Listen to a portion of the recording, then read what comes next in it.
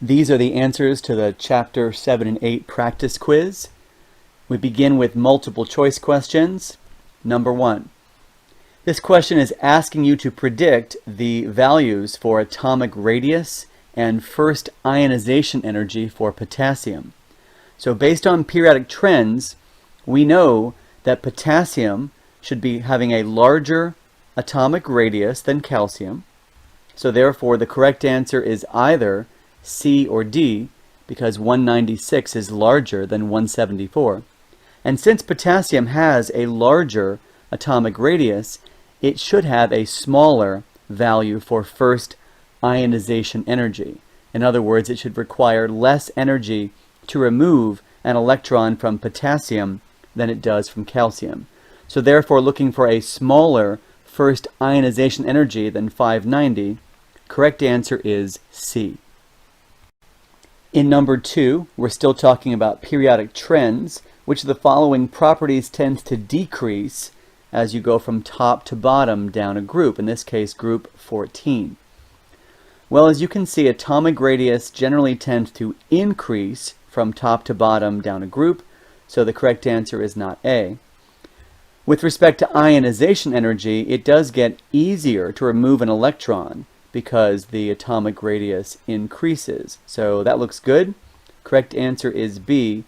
And as far as the reason why it would not be C or D, the metallic character is going to increase as it gets easier to remove electrons. So in fact, group 14 would get more metallic as you go from top to bottom, from carbon to, let's say, lead. And then reactivity with oxygen, there really isn't a specific trend that we've talked about that would necessarily increase or decrease, so that's not something you have enough information to know about. Number 3 is talking about successive values of ionization energy for a certain element in period 3. And if you recall, we've seen this table before. There is a rather large increase in the ionization energy after the valence electrons are removed. So we're looking for a rather large increase, which would indicate the inner shell electrons. Well, that happens at the 4th ionization energy. So therefore, this particular element, which is located in period 3, must have 3 valence electrons, so therefore it must be aluminum. Correct answer is B. Number 4, we're not looking at just trends in atomic radius, we also have to deal with trends in ionic radius.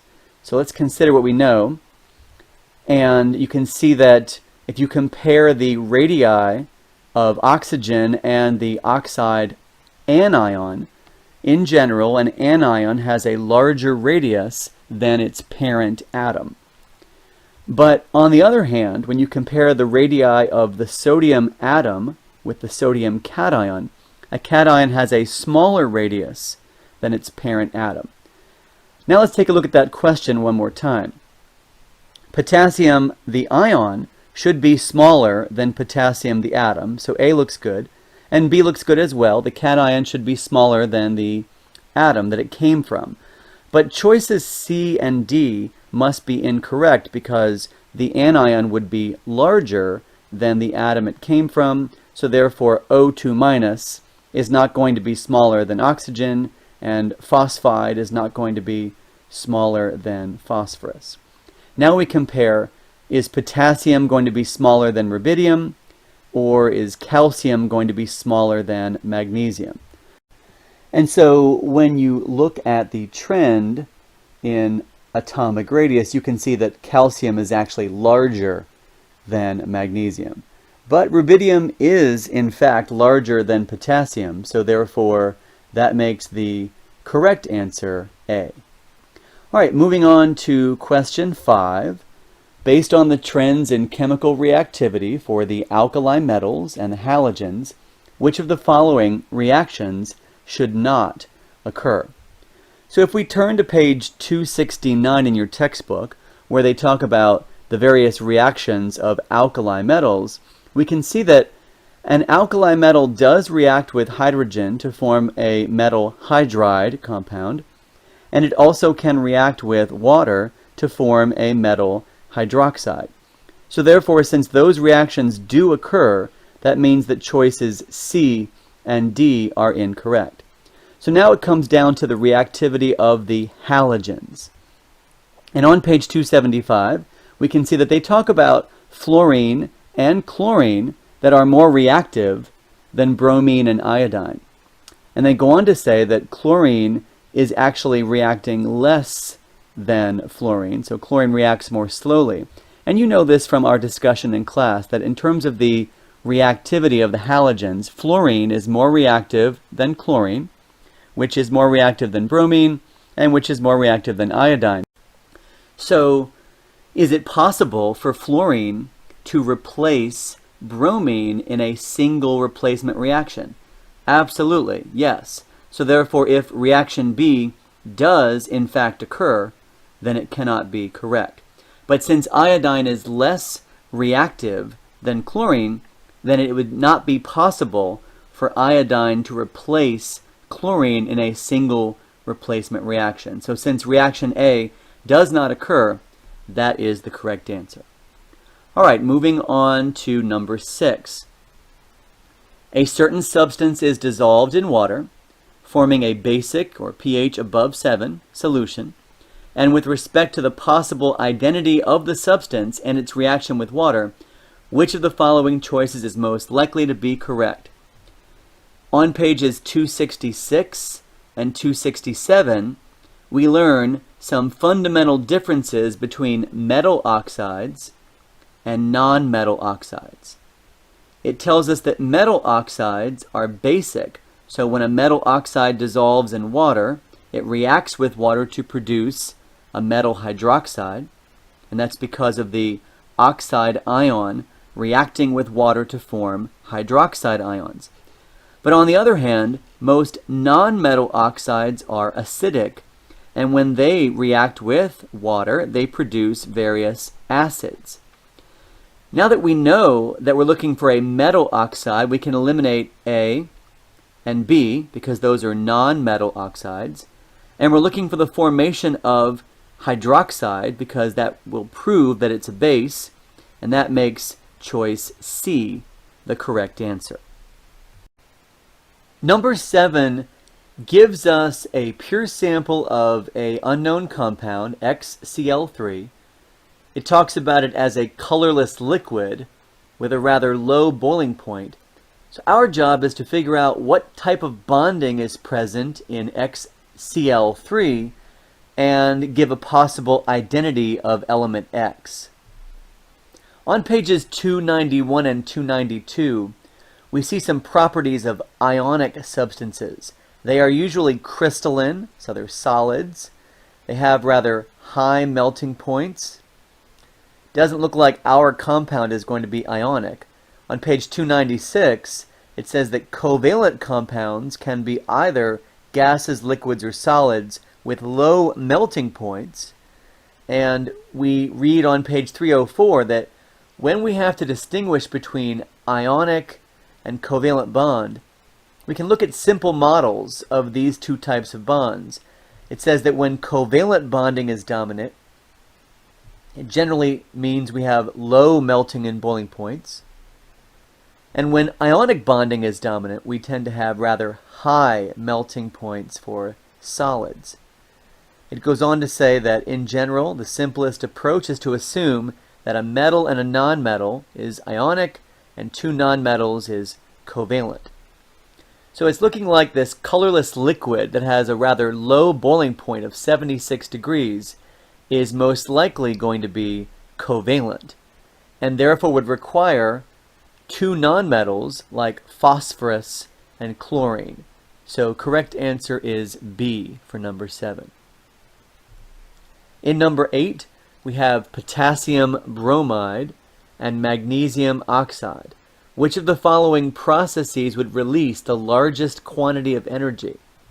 On page 292, they define lattice energy as the energy required to completely separate 1 mole of an ionic compound into its gaseous ions. So that means that choices A and B are endothermic processes that would actually absorb or take in energy. The correct answer is either C or D, which would release energy, the process of forming 1 mole of solid. So how do we choose between C and D? Remember that according to Coulomb's law, lattice energy tends to increase as the charges on the ions increase and as their radii decrease. So magnesium oxide has a higher magnitude of charge on its ions, and it's also smaller in radius than potassium and bromide based on periodic trends. So correct answer would release the largest quantity of energy is D. In number 9, the question is asking us to decide which bond has the largest dipole moment. In other words, which bond is the most polar. On page 300, they're comparing F2 and HF and LIF, looking at the difference in electronegativity between the atoms that are in the bond. And it says that the greater the difference in electronegativity between two atoms, the more polar their bond is. So if we're trying to decide which bond is the most polar, can we do this without knowing the actual electronegativity values? And the answer is yes. We can do it based on trends in electronegativity. The farther apart two elements are on the periodic table, the greater their difference in electronegativity should be. We know that electronegativity increases from left to right across a period, and it tends to decrease from top to bottom down a group. So carbon and nitrogen are right next to each other, and so are phosphorus and sulfur, and selenium and bromine. So we don't know what those actual values are, but their differences would be relatively small compared to arsenic and fluorine. And along that particular diagonal, arsenic would have a much lower value, fluorine would have a much higher value, so that would be the greatest difference in electronegativity, creating the most polar bond. Number 10 has to do with Lewis electron dot structures. We're trying to find a molecule that has a Lewis structure identical to nitrogen triiodide.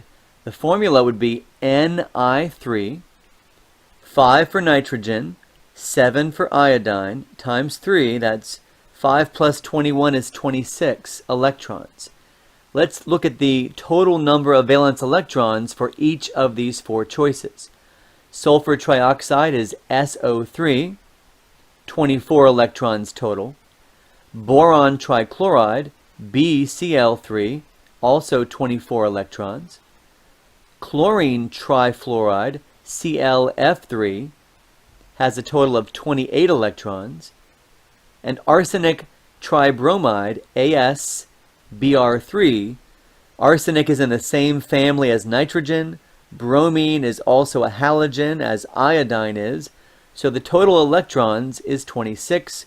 You can imagine that the Lewis structure for nitrogen triiodide would look like this, with one lone pair on the central atom, and arsenic tribromide has an identical Lewis structure. So correct answer is D. In number 11, we have C3H6. Let's count the number of valence electrons we're supposed to have for that molecule. 3 times carbon, and each carbon is worth 4 electrons, that's 12, and 6 hydrogens, grand total 18 electrons. And if we count the number of electrons in each of these 4 Lewis structures, we get 20 electrons for that first choice, also 20 electrons in the second choice, and the last 2 choices have 18 electrons. So the correct answer has to be either C or D. Just highlighting particular atoms, we already know that B is not the right answer, but look at that. 5 bonds are drawn to carbon. That violates the octet rule. And in choice C, we also have 5 bonds to carbon, and we have a carbon that only has 3 bonds. So the correct answer, obeying the octet rule and the total number of valence electrons, is choice D. In number 12, we're also analyzing the Lewis structure and trying to find the correct choice. If we have 1 nitrogen, 2 oxygens, and 1 fluorine, we should have a total of 24 valence electrons. And if we count the valence electrons and electrons in general, that includes the bonding and non-bonding electron pairs, for each of these 4 Lewis structures, all of them have 24 electrons. But what's incorrect about certain atoms has to do with either too many or not enough electrons around particular atoms. This nitrogen doesn't have enough electrons. It only has access to 6 instead of 8. This central atom also is short, only 6 electrons around that nitrogen. And the nitrogen on the end has 10 electrons. So that's too many. We've broken the octet rule. Correct answer is C, obeying the octet rule and the number of valence electrons. In number 13, this is about formal charge. We have 3 different Lewis structures for the cyanate ion, and we have to determine which structure, if any, is the most favorable. Your textbook talks about reasons for choosing a particular structure, either because all of the atoms have formal charges that are close to 0, and if there are negative charges, they should reside on the more electronegative atoms. Let's go ahead and assign formal charges to each atom in each structure. So looking at the first structure, we have formal charges of -1 on nitrogen and 0 on the other atoms. In the second structure, we have 0 on everything except oxygen, which is -1. And on the third structure, we have formal charges of -2, 0, and +1. Now, in terms of who is more electronegative, nitrogen or oxygen, since oxygen lies further to the right on the periodic table, oxygen is more electronegative than nitrogen and therefore should carry the negative formal charge in the most dominant structure. So correct answer is B for number 13. Number 14 has to do with bond length. We have 3 different molecules. We have hydrogen peroxide, H2O2, we have molecular oxygen, O2, and we have ozone, which is O3. So these are the Lewis structures. Let's take a look at the bond order for the oxygen-oxygen bond.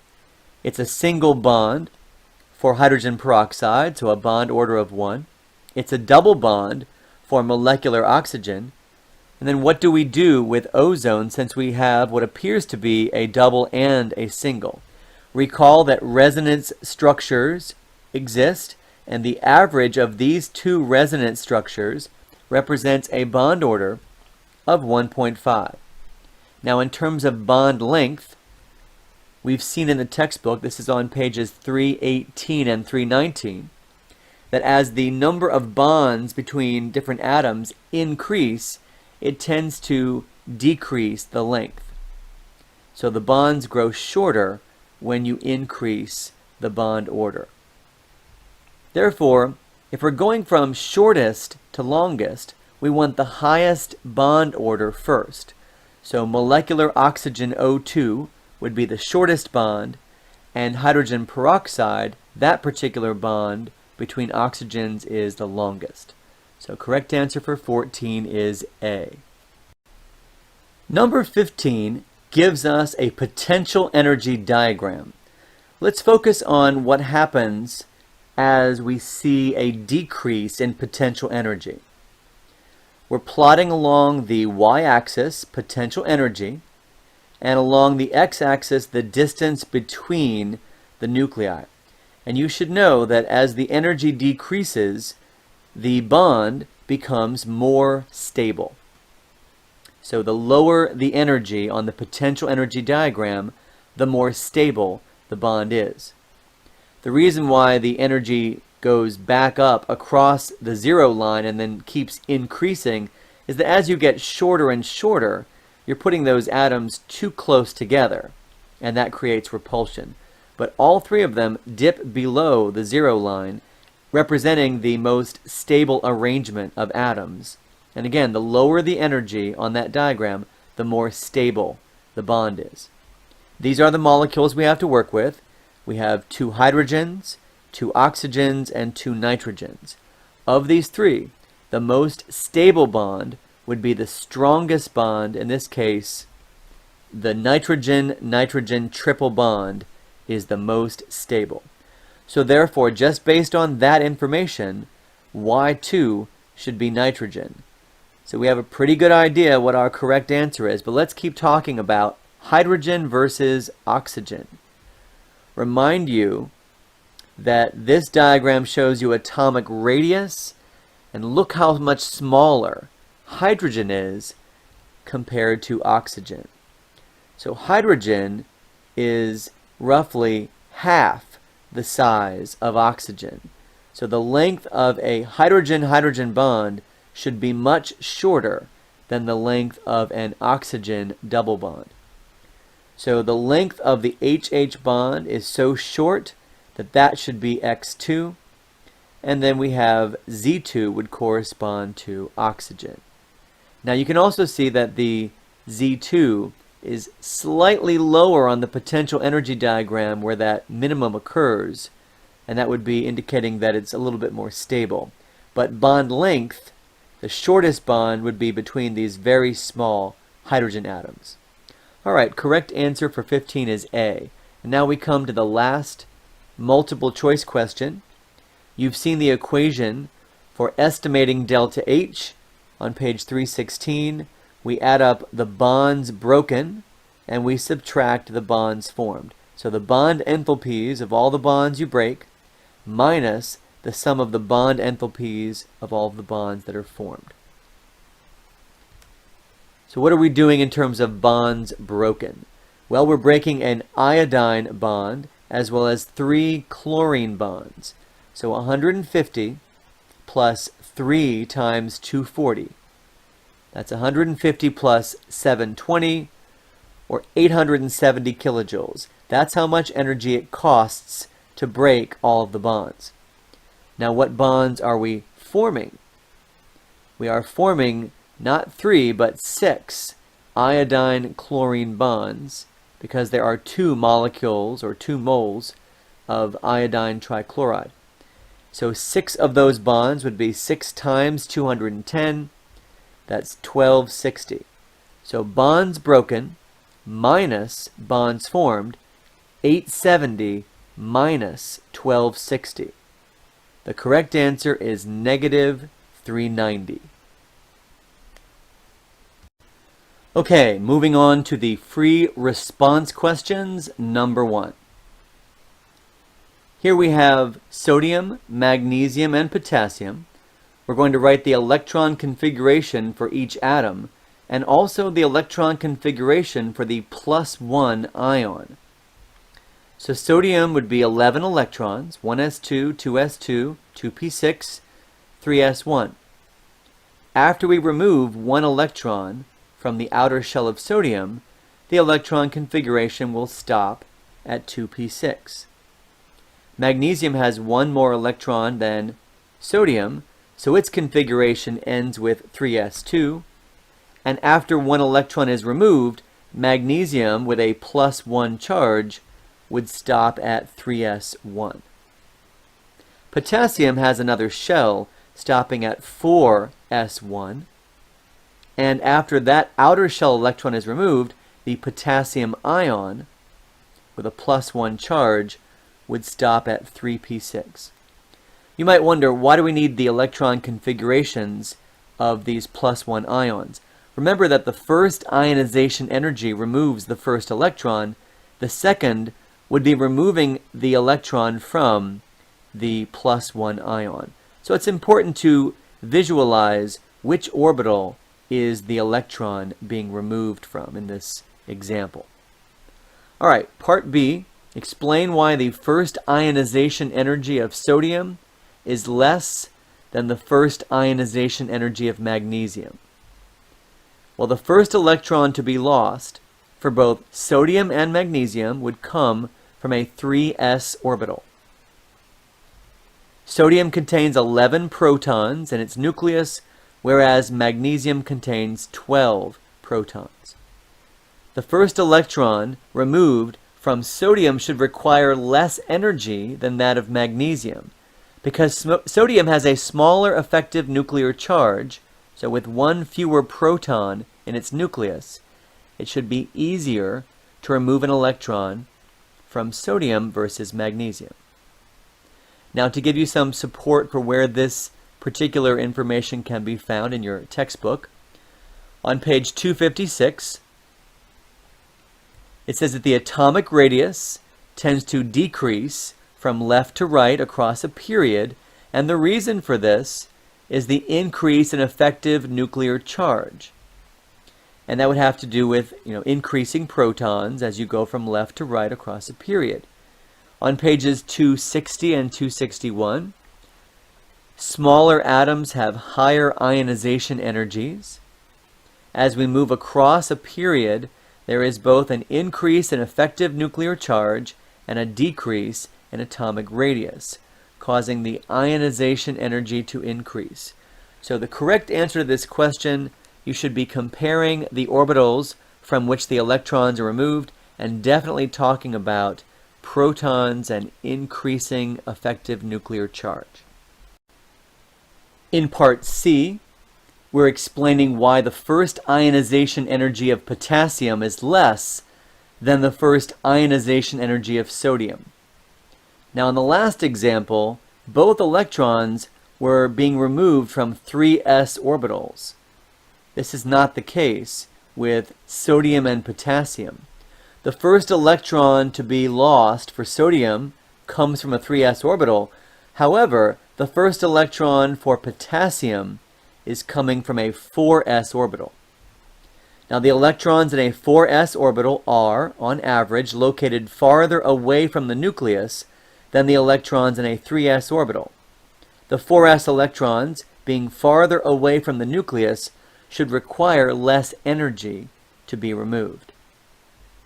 So we turn to the book again and take a look at the vertical trend. With respect to atomic radius tends to increase from top to bottom, and this is because of the increase in the principal quantum number of the outer electrons, which are farther from the nucleus.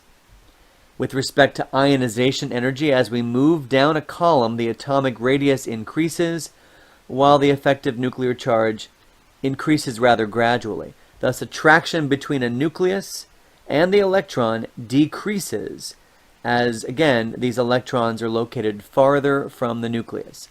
So the best answer to this question, really comparing 3s and 4s and talking about the distance from the nucleus and how it's easier to remove the 4s electrons. Okay, in part D, we have to explain why the second ionization energy of sodium is much higher than the second ionization energy of magnesium. Let's think about the electron configurations of the +1 ions.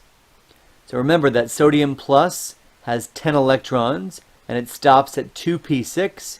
Magnesium plus has 11 electrons and its configuration ends with 3s1. So this second electron for sodium is coming from a 2p orbital. The second electron for magnesium is coming from a 3s. The 2p orbital, the electrons on average are located closer to the nucleus than the 3s orbital's electrons, and the 2p electrons should require more energy to be removed. We're talking about core electrons. On pages 259 and 260, it talks about successive values of ionization energies, that's table 7.2. The sharp increase in ionization energy that occurs when an inner shell electron is removed. They're talking about silicon, and they're saying that once you take away the first 4 electrons, the 5th electron, which you can see requires much more energy to be removed, is coming from a 2p orbital. And the 2p electron is much more likely to be found close to the nucleus than the 4 electrons in the 3rd energy level. So correct answer to this question is comparing 2p and 3s and talking about why sodium's second electron is so much more difficult to remove. Alright, part E is asking us to predict which metal reacts most vigorously with water. We're not memorizing this, we're actually having to justify it from information in the table. And we have to relate this property to the reactivity of metals. The correct answer is that potassium should react most vigorously with water, but you have to mention specific information from the table. As you can see, potassium has the lowest value for first ionization energy. And since metals react by losing electrons, and potassium has the lowest value for first ionization energy, potassium should react most vigorously because it requires the least amount of energy to lose an electron. You can see on page 265, they talk about metals, and one of the fundamental properties of a metal is that they have low ionization energies and tend to form cations relatively easily. So how do metals react? They are oxidized and they lose electrons. So whichever element loses electrons most easily should be the most metallic and the most reactive. Free response question number 2. We're going to have to draw a Lewis electron dot diagram for nitrous acid. The skeleton structure has already been drawn for us. Let's count how many valence electrons we have to work with. So we have 1 for hydrogen, 5 for nitrogen, and 6 for oxygen times 2. That's a grand total of 18 electrons. If we just connect each atom with a dash, that's 2, 4, 6 electrons. And as we place non-bonding pairs of electrons, or lone pairs, we have 8, 10, 12, 14, 16, 18. All right, that's it. These are all the electrons. The problem is that nitrogen currently does not have a full octet. Well, we have 2 options for forming a double bond.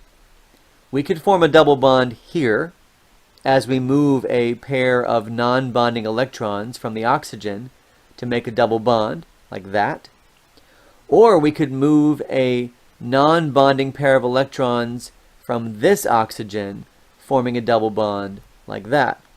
So does that mean that since there are 2 Lewis structures that seem to obey the octet rule, that there are 2 possible answers? Remember, each atom is supposed to have a formal charge of 0.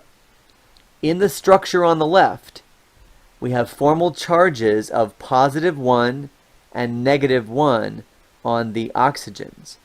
So therefore, looking at the Lewis structure on the right, and all of its formal charges are 0, that makes the correct answer to this question this structure right here, with a double bond between the nitrogen and the oxygen on the end of the molecule. All right, moving on to part B, it was determined that the bond length for nitrogen and oxygen is either 120 or 146 picometers. You should know that double bonds are shorter and single bonds are longer for a given set of atoms. So the double bond is 120 picometers and the single bond is 146. In part C, we have the nitrite ion, which contains 5 for nitrogen, 12 for the 2 oxygens, plus 1 more for the negative charge. So we have 18 electrons. 2, 4, 6, 8, 10, 12, 14, 16, 18. We have the same problem. We have to make a double bond on one side. I'll just arbitrarily make a double bond on the left.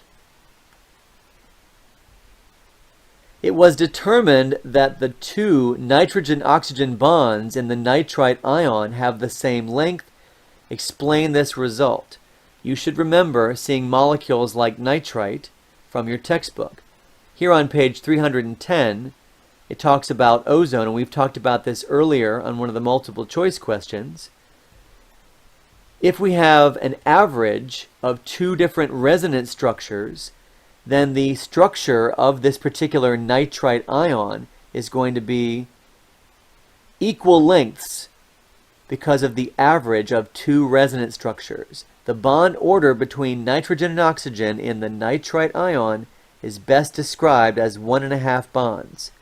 So the two bond lengths are equal because of the equal resonance structures that both contribute to the structure of the nitrite ion. Now, to figure out the bond length of this NO bond, remember that if a single bond is 146 picometers and a double bond is 120, we would expect the average of these two values to be a good estimate for the bond length in the nitrite ion. So since the average length is 133, we're going to go with that value. Free response question number 3 is asking us to use the bond enthalpy data in the table above to estimate the value of delta H. We have NH3. There'd be 3 NH single bonds in that structure. We have N2H4, single bonds between nitrogen and hydrogen and between the two nitrogens, so all single bonds. We have a triple bond between nitrogens in diatomic N2, and we have a single bond between hydrogens. So let's focus on bonds broken. We are breaking a total of 16 nitrogen-hydrogen bonds, because that's 4 times 3 would be 12 for the 4 ammonia molecules, plus 4 more NH single bonds in the N2H4 molecule. So altogether, if we have 16 NH bonds and 1 NN single bond, the grand total, if we do this math, is 6,419 kilojoules. Bonds broken, energy absorbed. Now on to the bonds that are formed. We have 3 nitrogen-nitrogen triple bonds and 8 HH single bonds. And if we do this math based on the bond enthalpies in the table, we get a total of 6,311 kilojoules of energy released when these bonds are formed. So 6,419 minus 6,311, that gives us a delta H of positive 108 kilojoules. That means this reaction is endothermic. All right, well, that wraps up the explanations and answers for the Chapter 7 and 8 practice quiz. Good luck studying. Thanks for watching.